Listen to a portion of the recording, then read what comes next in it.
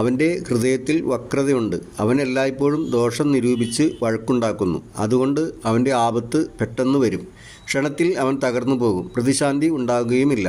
6 കാര്യം യഹോവ വെറുക്കുന്നു. 7 കാര്യം അവന് അറപ്പാകുന്നു: ഗർവമുള്ള കണ്ണും വ്യാജമുള്ള നാവും, കുറ്റമില്ലാത്ത രക്തം ചൊരിയുന്ന കൈയും, ദുരുപായം നിരൂപിക്കുന്ന ഹൃദയവും, ദോഷത്തിന് ബന്ധപ്പെട്ട് ഓടുന്ന കാലും, പോഷക്ക് പറയുന്ന കള്ളസാക്ഷിയും, സഹോദരന്മാരുടെ ഇടയിൽ വഴക്കുണ്ടാക്കുന്നവനും തന്നെ.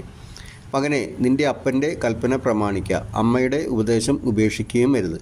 അത് എല്ലായ്പ്പോഴും നിൻ്റെ ഹൃദയത്തോട് ബന്ധിച്ചു കൊള്ളുക. നിൻ്റെ കഴുത്തിൽ അത് കെട്ടിക്കൊള്ളുക. നീ നടക്കുമ്പോൾ അത് നിനക്ക് വഴി കാണിക്കും. നീ ഉറങ്ങുമ്പോൾ അത് നിന്നെ കാക്കും.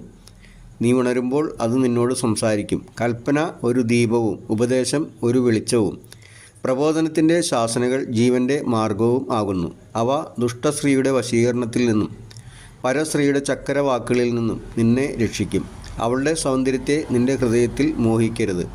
അവൾ കണ്ണിമ കൊണ്ട് നിന്നെ വശീകരിക്കുകയും അരുത്.